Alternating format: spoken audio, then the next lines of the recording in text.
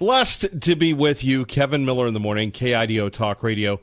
Thank you all for joining us, and a special treat as we take a look at the 4th of July holiday. We celebrate, commemorate our freedom. Guess who's with us? The pride of New Meadows, Idaho, Tea Party Bob in studio. Good morning, sir. Good morning, Kevin. Pleasure to be here. Thank you very much for the invitation. It's always a pleasure to have you with us. So let's start with a simple question. Here we are, 4th of July week, 4th of July weekend. Everybody's celebrating. Is there something to celebrate in Idaho? Oh, I think there are a lot of things to celebrate here. You know, when I moved here 26 years ago, it was a dramatic change going from New York City to Idaho, and actually it was New Meadows at that time. But it's just the attitude of the people, and you know, for as crowded as the place is getting, I still have to say the attitude of most people here has not changed very much. They're all very patriotic. They're all very Christian-oriented. They all care about their neighbors. You don't find that every place. This is one of the few places that in the country, and I've been all over this country, that I actually have found some real solace and some peace. Well, as we have this time together, and we appreciate you joining us here in studio, who is Tea Party Bob in the Gem State Patriot? A lot of new people, they go, who's this guy, Tea Party Bob? Well, you know, it's kind of funny. I joined the Tea Party back in, I think it was 2009, at the behest of my good friend Russ Smers, who you know. Rusty. And I became a director there, got involved for a couple of years, you know, during the Obama years, just fighting for what we would consider to be justice. It was a tough 8 years having him around. But I also found that it was pretty tough here with the political situation that was going on in Idaho. A lot of things going on in the school system, a lot of things going on with the forestry and fires, all kinds of stuff. When I first started in the Tea Party, it was a fairly decent-sized organization. It dwindled over time as we continued to go forward, and once we found somebody like Trump, of course, everything changes. I don't even see very much of the Tea Party anymore. And one of the reasons that I started the Gem State Patriot is it used to be our newsletter, and I took that and turned it into a newsletter blog with the help of my good friend Parrish Miller. And it just kind of thrived on itself. We had a lot of people who were interested in stuff that was going on here in the Treasure Valley, not necessarily up north. We tried to keep people up on what was happening within the political realm, which most people care about, and within the Treasure Valley itself, the schools, the hospitals, the medical problems. I think we've done a fairly decent job over that time. Let's break in here. Kevin Miller, KIDO Talk Radio, 107.5 FM, 580 AM, our great friend Tea Party Bob with us as we, you know, this is the halfway point through the year, a little over halfway point through the year. It's been a fast year, but, you know, how has the political process changed in Idaho since the days of the Tea Party? Because a lot of people have moved in from California and other places and were part of the Tea Party. The Tea Party here at a time was pretty powerful, did help to elect a congressman. Yeah, there's no question. They were a lot more powerful than they are now. And I would say that's because we've had an enormous amount of influx of new people. When you take a look at Ada County itself and even go further out into Canyon County, this used to be a bastion of very staunch Republicans and even independents, but very, very few liberal Democrats. You have 2 or 3 districts in the Boise area that are pretty much Democratic. But it was at a point a year and a half ago, we talked about the fact that it only would take another 2,500 or 3,500 people that would be Democrats to turn Ada County into a 50%, 50-50, or 51% Democrat. Sure. So we've seen the change take place. I think we have a lot more independence here in Idaho than most people think. They don't necessarily tie themselves to one party. When I look at the voting rolls and when I became a precinct committeeman, I had about 1,200 people in a district. And of that, right now, I think there were 578 that were Republicans, actually registered Republicans. and the rest was split between the Democrats and independents. So you can see a lot of it's changed, and the place is still changing. It's still moving, and I still think towards a more liberal viewpoint, a more moderate viewpoint. Meridian, that used to be very Republican and very staunch Republican, has now become very moderate. You take a look at the people they're electing. The elected officials tell you how the people feel and what they're thinking. We have had a moderate thinking and almost liberal Senate in many cases for all the time that I have been here. The House is still pretty much in the conservative camp. But even that is changing. It's harder to keep the conservatives in power, and the machine that they have here in Idaho is unbelievable. Well, let's talk about that. Our great friend Tea Party Bob joining us, Gem State Patriot, gemstatepatriot.com. Kevin Miller in the morning, KIDO Talk Radio. But when we're talking about the machine, are you talking about the liberals or are you talking about the Republicans? The Republican Party is so big that there seem to be many factions of it. In fact, let me do a sidebar, Your Honor. You have this thing on social media where you have the Liberty Group and this group called the Idaho Conservatives, idahoconservatives.com, going at each other. Right. And they had, it seemed like every member of our listening audience except you and me. So I don't know if that's a good thing or a bad thing that we weren't included in that civil war. But your thoughts on just the Republican Party, is it too big? Is it too liberal? The Republican Party, for the most part, when you look towards the north, is much more to the right.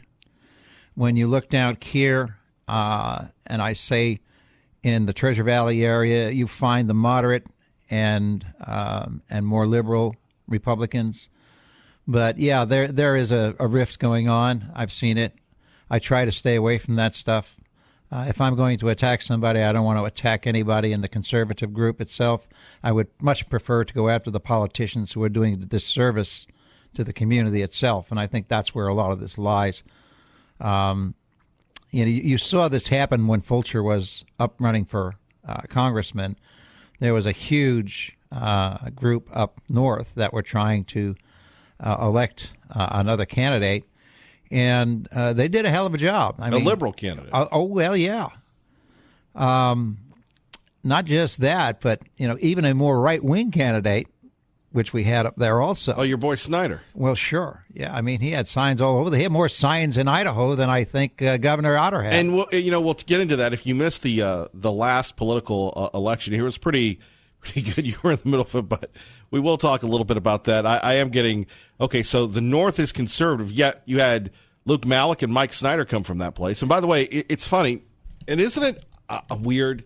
You, as someone who has been involved in politics, people seek your endorsement, they seek your counsel, and we have people like Michael Snyder, Luke Malek. Remember the military guy, Alex? I can't remember. Yes, from the Air Force. I don't think he even lives here anymore. Nice young man. Yeah. All these people, Representative Christy Perry, all these people, and they're just gone. They just pieced out. Maybe politics is so bad that they've decided to get a life, number one. Or number two, well, let me ask you on that question. What do you think of that? Where, hey, I'm committed, and then they lose and they're out.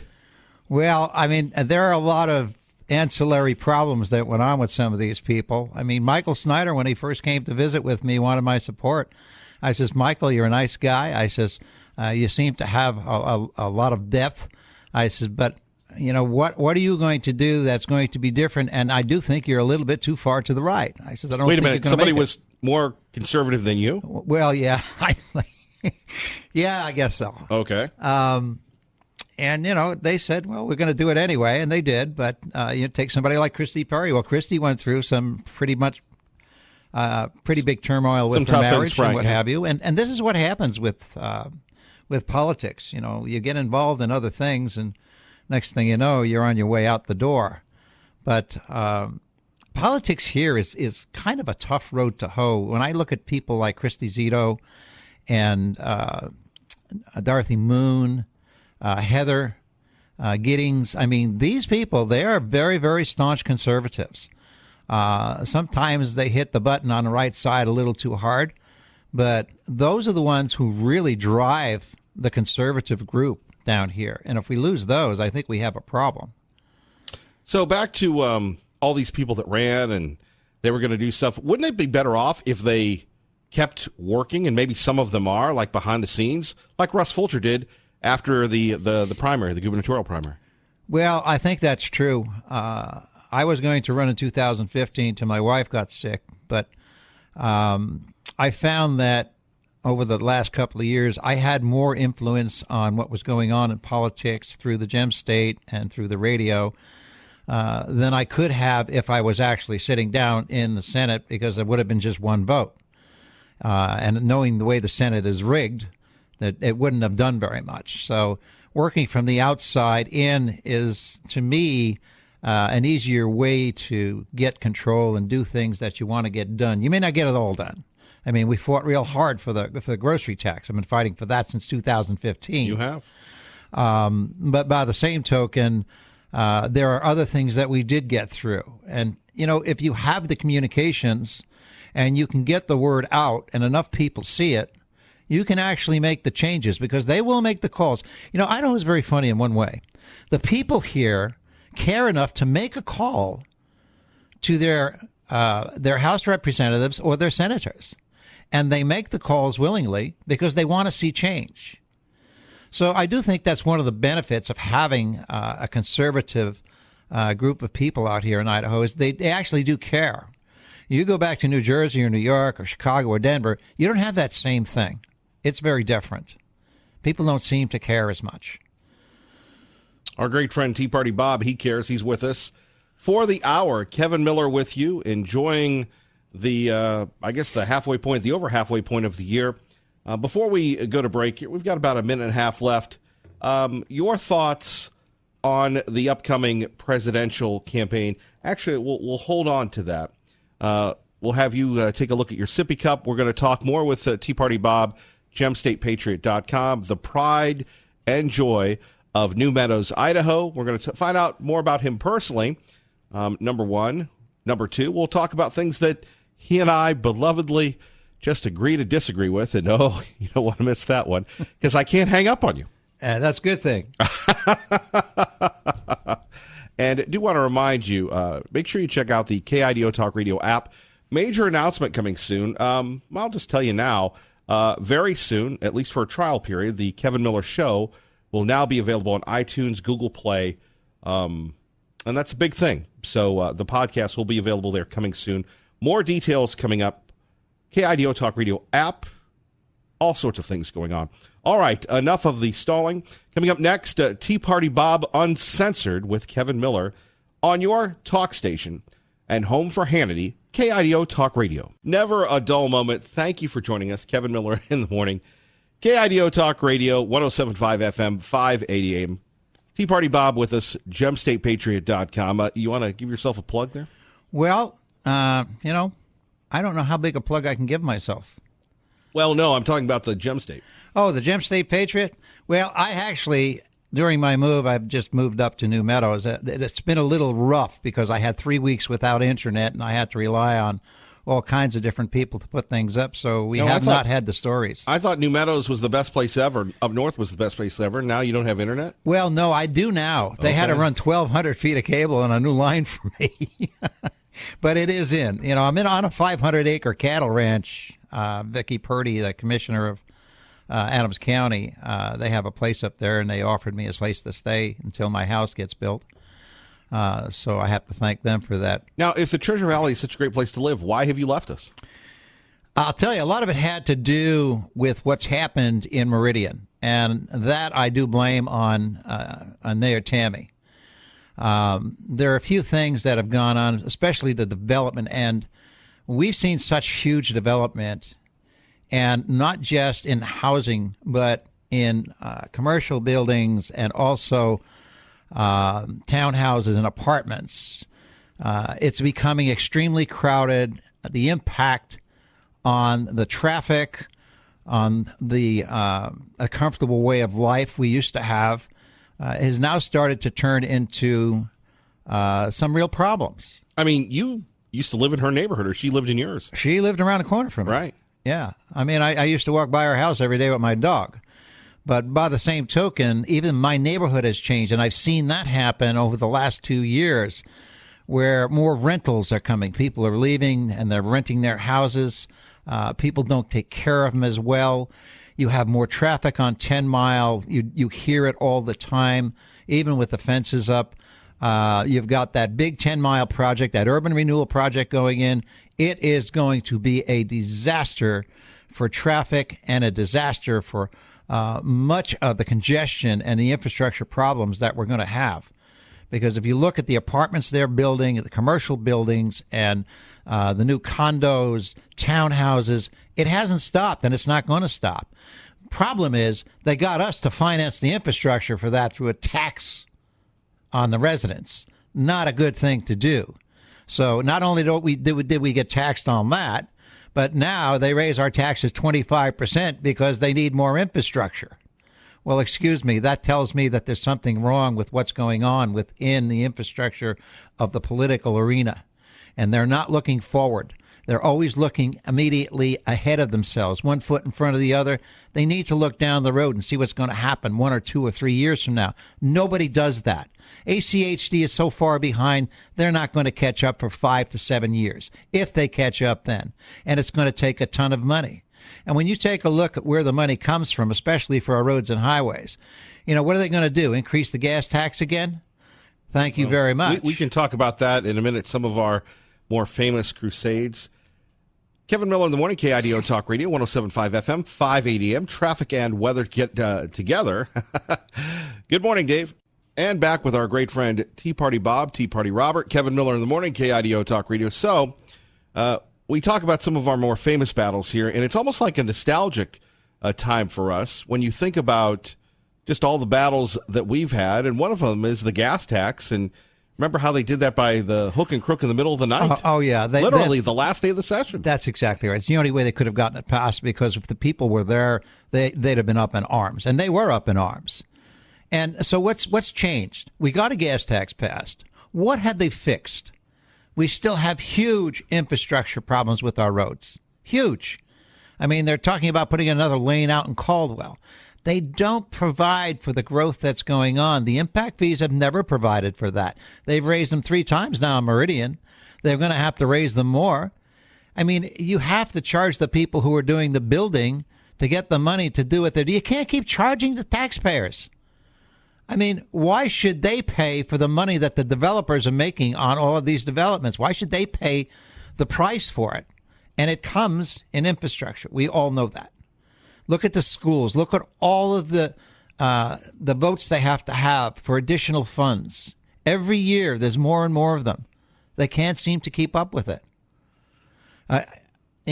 For all that's good about Idaho, it has its problems. They're solvable.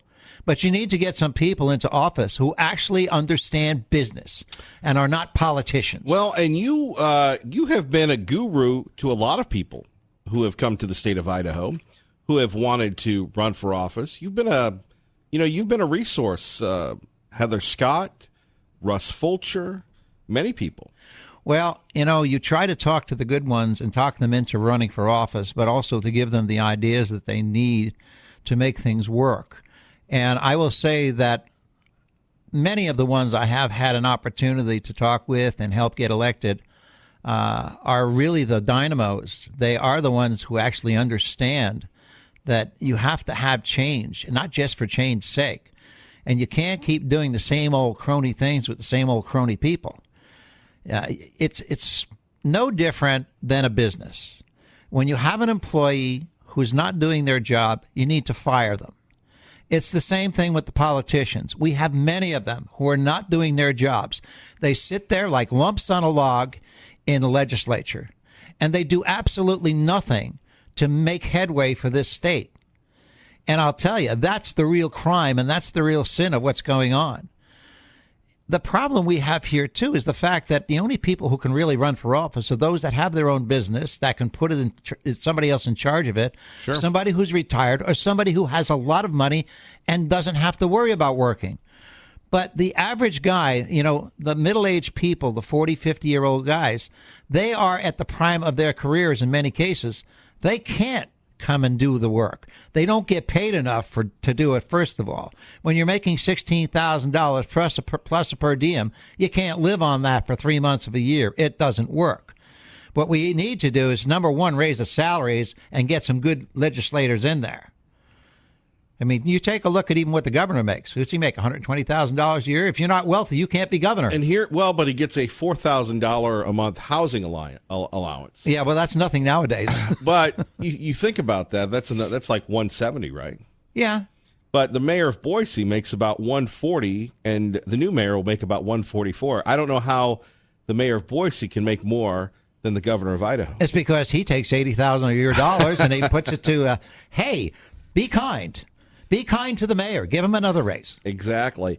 So we take a look at the future of Idaho. Obviously, you're bailing on the Treasure Valley. I think that there are better places to live if, look, I'm 74 years old. Right. I do get tired of the rigmarole that goes on down here all the time. Yeah. I don't enjoy the traffic. I don't enjoy taking me 20 minutes to get to the nearest Freddy's and then another 2 hours to go through the store and check out. I'm not interested in doing that.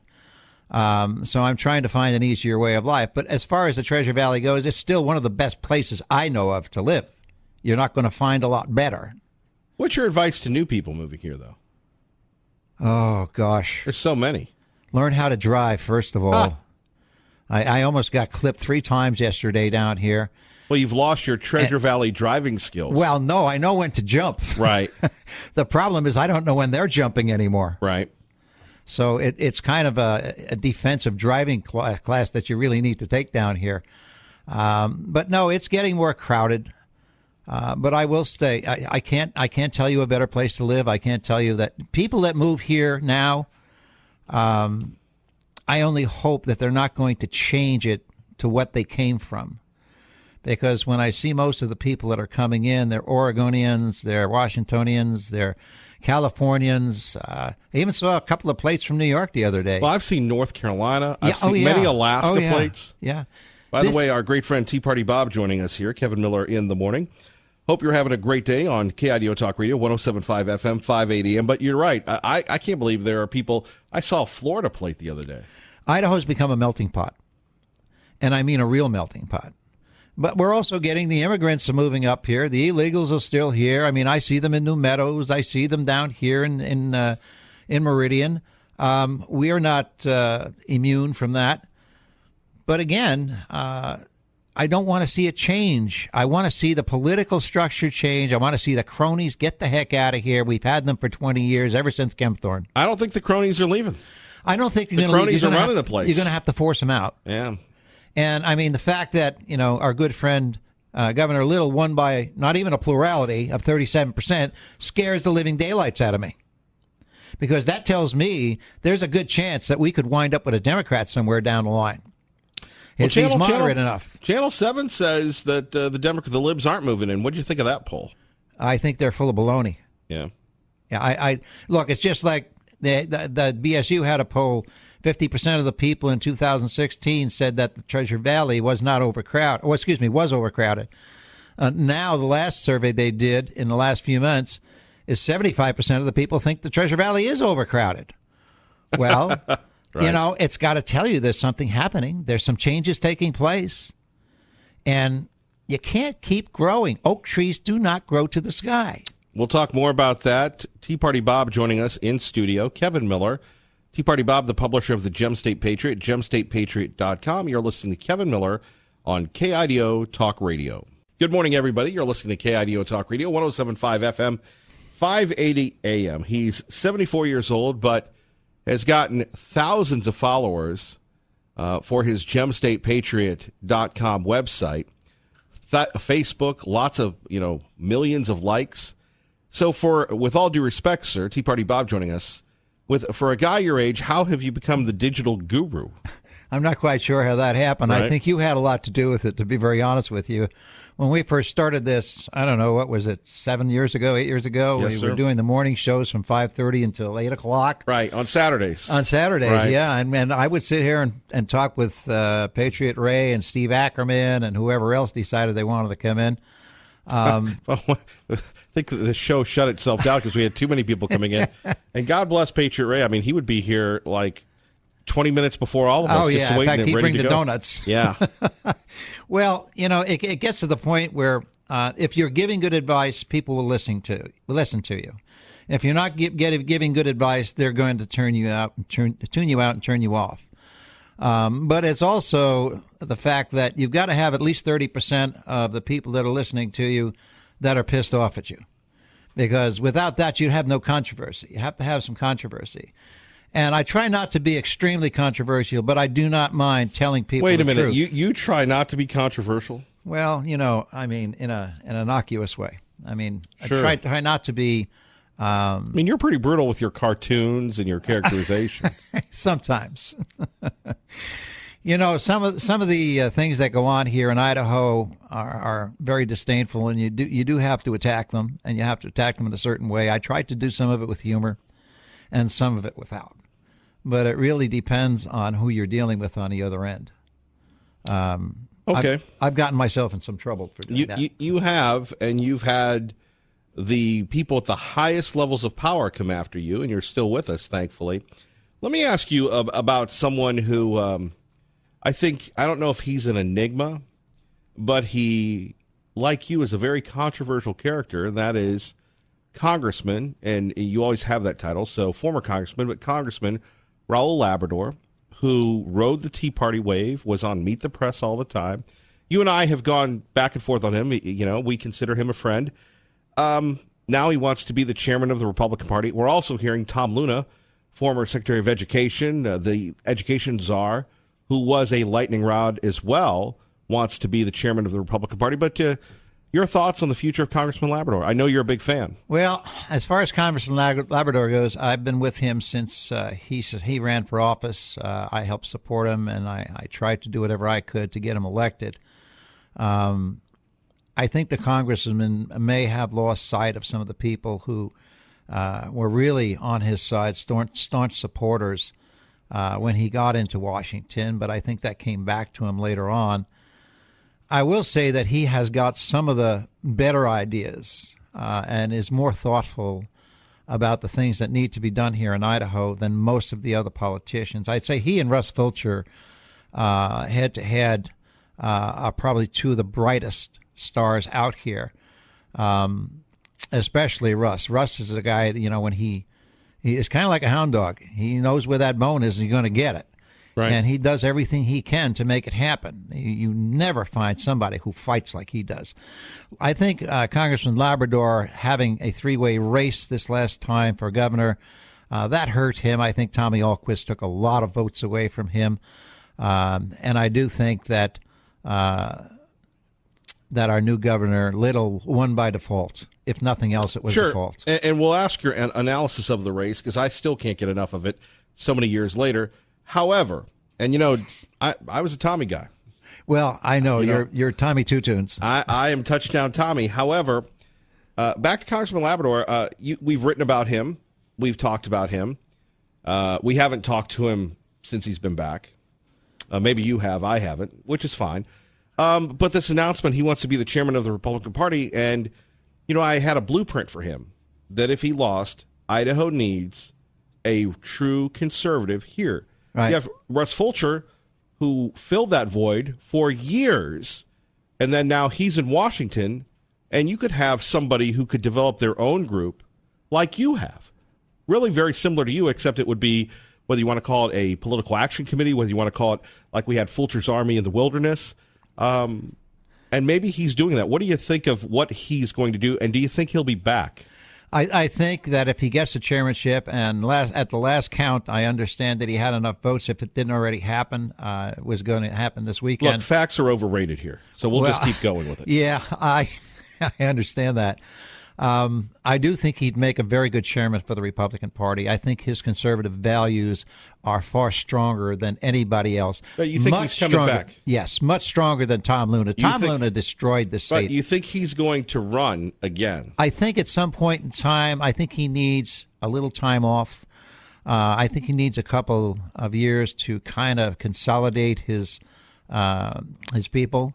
and get them back on track. You consolidate them, people forget about you. I hear that in politics, though. Not necessarily. If he's chairman of the Republican Party, he can help push issues forward that we need. Sure. KIDO Talk Radio, Kevin Miller in the morning. Tea Party Bob joining us here. Getting back to that race, that governor's race, you were in the thick of it. Oh yeah. Whether you like it or not, Governor Little ran a great, hard game. Congressman Labrador said he didn't work hard enough. Lieutenant Governor Little at the time, had all the resources, but ran like he didn't. What do you make of that move that the genuine New York Times covered, sending the video of Congressman Labrador bad-mouthing Trump to the president, which kept the president out? I mean, it was only, 5,000 votes in that primary, separating... Yeah, it wasn't much. Right. Lieutenant Governor Little at the time from Congressman Labrador. A tweet probably could have given him 5,000 votes. Well, I look at it two ways. The fact that he didn't get a tweet from Trump probably didn't hurt him, but it could have very much helped him. All right. It would have been a very big kick in the butt. It would have helped a lot. I think, and I still believe, that the reason that Little took this race was because of some of the things that Labrador was saying about the State House and how he was going to let all of the head bureaucrats go and that make them reapply for their jobs. That scared the living daylights out of everybody who gets paid by the state. And when you have 36,000 employees in the state, it is the biggest employer in the state. Was that a smart move? It was, it wasn't probably what, in hindsight, it wasn't. An honest move, though. It was a very honest move, and I found Congressman Labrador to be very upfront about things. He's not afraid to speak his mind. I do think that that's possibly what did cost him the election, because if you look at the districts that were voting heavily for Little, they are districts that had a lot of state employees in them. Well, not only that, though, but you look at, and we talked about this every day here during the morning show. I go, look, and you have this, well, now you live up north, this affinity for the north. Look, to me, the state of Idaho will always be here. Oh, sure. And you had the lieutenant governor at the time, Tommy Alquist, and Congressman Labrador. They didn't defend the home team here. I still think, hey, go up there once a week, but you campaign here like you're running for mayor of Nampa, and you're going to do a little better. Tommy Alquist told me, he goes, I took this area for granted. I should have campaigned here more. Well, what they forgot about is that this is the biggest population center in the state. And right. If you don't get it, you don't get anything. Right. It also happens to be the biggest population center for state employees. So, again, that plays into the whole effect of what happened. Right. But I do think that both Labrador and Tommy spent way too much time up north, and they should have concentrated down here. I mean, at two population centers, and if you go back to the 2014 election for governor, the primary, when Russ Fulcher ran against Otter, you remember he carried the two biggest counties, actually the three biggest counties, Canyon, Kootenai, and Ada. And he campaigned down here, and he worked hard at it. But that did not happen this way with Tommy, and I don't think it happened very much with Labrador. I don't think he had enough people working for him down here. Well, that, and he was in Congress, and it was all kind of convoluted at the end. Sure. Yeah, it's kind of difficult to run a campaign and do a job as a congressman. I do think he tried to balance both. Right. The unfortunate part is that, he lost the race, but I thought he was a good congressman. I think he did some good things. What do you make of Paulette Jordan? I don't try to think about it very much. I try to ignore what she says. I mean, she almost got 40% of the vote. I understand. With a horrible campaign. I see that. Right. I see that. So that tells you the libs are coming. But this is what I told you. I said this earlier, that there is, the way we have things structured here, a good chance that you could wind up with a Democratic governor. If we're not careful, all he needs to do is to be moderate enough. I tell you, I think A.J. Belukoff. A.J. probably would have been, A.J. used to be a Republican. Right. I know that. I've interviewed him before. Right. And you were with me the last time I did it. Mitt Romney guy. Yeah. And I like Belukoff. I think he's a smart guy. He's a businessman. He knows how to run a business. He would have done a better job running this state than Otter or Little, to be very honest with you. All right, 20 seconds left. Who is the next governor after Brad Little? If I had to take a choice, I would say I hope. No. Yes. Based on your... Russ Fulcher. You think he'll eventually do that? I think he will do it, and I think he'd make a great governor. Wow. Here I thought you were going to say Tommy, my man. No, Tommy's into business for himself now. Tommy's world domination. Tommy's a smart businessman. He's going to make a lot of money. And so are you. Kevin Miller, KIDO Talk Radio. Kevin Miller in the morning, KIDO Talk Radio, 107.5 FM, 580 AM. Tea Party Bob joining us, Gem State Patriot, in over the holidays, going back to New Meadows. And, and not to get too mushy on here, I love you. You're my friend. You'll always be my friend. We so appreciate you doing this today. Well, I'll tell you, it's a pleasure. I really enjoy getting on in the morning and talking about the issues. And I think it's important for people to sit down and think about what they're going to say before they say it. And everybody says, well, you're just reading something, Bob. Well, you know what? You do have your critics. Terry from State College, Pennsylvania. Hold on. Liberal Steve. They love to antagonize you. Yeah, I know. And you play right into that. But that's okay. That keeps people thinking. Right. I think you have to do your research. If you don't do your research, you're going to be sitting there talking about things you don't really know much about. And that is a good way for people to start ignoring you totally. I don't want people to ignore what I say. I want them to think about what I have to say, because I try to do the homework and I try to bring things forward that most people don't really want to talk about or don't have the capability to talk about, although they want to hear maybe some of the answers to some of the problems.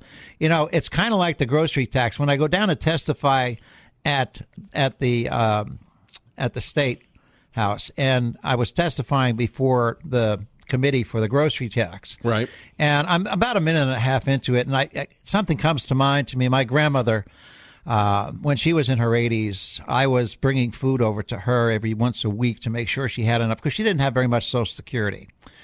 And I was telling the story to all of the committee members. And I says, the one day I went over there and I had 2 bags of groceries. I walked into her house and I started to put the groceries away in her cupboard, and I saw 6 cans of dog food. And it just rang that big bell. My grandmother doesn't have a dog. So what was she eating? That really is what I think turned that committee to vote for getting rid of the grocery tax.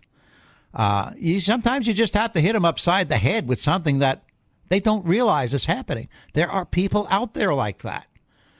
And what they don't understand is that the less money you make, the bigger that grocery tax becomes to you. It's no different than any other regressive tax. It's just like the gas tax. People don't go visit their doctors up north because they have such a long way to go. So why do we see 30 to 40% of the appointments for Medicare and Medicaid not made? Because they can't get there, because they don't have the money for the gas. So what are they going to do? They're going to raise the gas tax again so they still can't get there? Wonder why people are sick. Because they allow them to buy garbage food with their food stamps? And we love the garbage food. More coming up with Tea Party Bob. Kevin Miller, KIDO Talk Radio, 107.5 FM, 580 AM. Traffic and weather together. Good morning, Dave. Rolling on the right side with Tea Party Bob, GemStatePatriot.com. Kevin Miller in the morning, KIDO Talk Radio. So before, and hopefully we'll get to hemp and marijuana. We cover this all the time. But you're 74. You've moved to New Meadows. You're still very active. What's the next run for you? Getting married. Yeah? In another 22 days.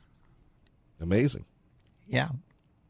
Yeah, I met a gal that I've known for 42 years. We got back together. She used to be my executive assistant. With my wife and I were in Denver. And we just got this relationship back together. It was like, it's like we've known each other forever. Sure. You don't find those relationships very often.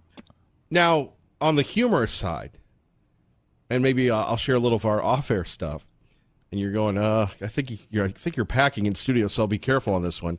You've really embraced the digital world. I mean, you did the online stuff. We were even talking about doing Tea Party Bob Bachelor, and then we'd have bachelorettes coming in here. I'm not much interested in doing that, but I do intend at some point in time to get into doing some podcasts. Right. I think that's something that people would appreciate if I can find the right people to talk to. And this is this is how you've just swerved away from that topic that I just said to you. Okay, we'll continue on with that.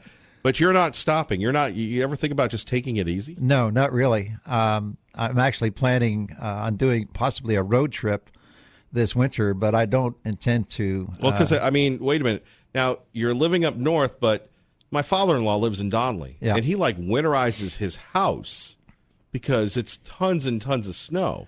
So really, you're not living up. Aren't you wimping out here? You should be up there in Siberia. Well, I'm living in a 900 square foot cabin at the gracious offer of one of the commissioners up there on their 500 acre cattle ranch, and I want to tell you, it's the most elegant place I have ever lived, and I have lived in Manhattan for many years. But this is the most elegant place because I wake up in the morning and I look down on the valley and the mountains. You see a bunch of cows, though. You know what? I'd rather see the cows than see the traffic. Right. Because the cows aren't going to run me over. Mm-hmm. And actually, I just decide which one's going to be my next dinner. The difference between being here and being up there is not very dramatic in terms of what I do. I have great internet service. I've got good cellular service. Sure, but podcasting, continuing on with the Gem State Patriot, are you ever think about jumping into the arena? Could we see you in the state legislature? I'm getting a little long of tooth for the state legislature, and I do think I still have a lot more influence outside the legislature than I do inside. Like I said, when you're in the legislature, you get one vote, and yes, you do have an opportunity to influence people. But you have an even more powerful opportunity to influence people when you have 10 or 20,000 people looking at what you're writing all the time, or when you're on the air listening to you. That's where you make the real impact. I've found that many of the suggestions that I have made in the past, both politically and otherwise, many of them have come to fruition. Maybe it's just because the seed was planted, or maybe because people were actually listening for a change. What was it like for you, and now Steve Ackerman, who works for Congressman Fulcher, though? And this goes back a ways, folks, and if you're not familiar with the story, the grassroots movement here in the state of Idaho through the Tea Party was, I don't want to say, we'll say it was fractured during the final 6 years of Obama. And you would go and meet with these guys. And, you had, at the time, Senator Fulcher having this idea to challenge Governor Otter.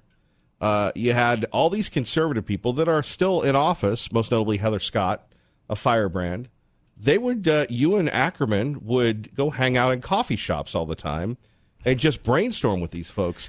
Do you consider that a part of your legacy? Yeah, I think we had quite an eclectic group of people that worked very hard to help change the legislature. And it was a crucial point of time when we needed to do that. And a lot of those people are still around, and we're still very good friends. But I'll tell you, the grassroots movement that we had back then was very, very powerful. And we had a lot of people working in a lot of different areas of this state to make those things happen. I'd like to see it happen again. Right, but when you see these people elected and bills and such, you get nostalgic? Are you sentimental that way? I do. Going back to that. I do. It does touch me sometimes. You guys wrote position papers. I can remember one time when you and Steve, 10 pages or 20 pages, single-spaced, for Senator Crapo, a position paper for him years ago? Yeah, I've written several papers for Senator Crapo. I remember when we wrote God knows how many papers on the medical problems. So instead of like Netflix, you would be researching, and that was fun for you. I still do it. Right. Yeah, it is fun for me. Right. Now that and watching the cows. Cows are part of the deal. We have a few seconds left with Tea Party Bob from the Gem State Patriot. So blessed to have him with us. In 40 seconds, tell us about America.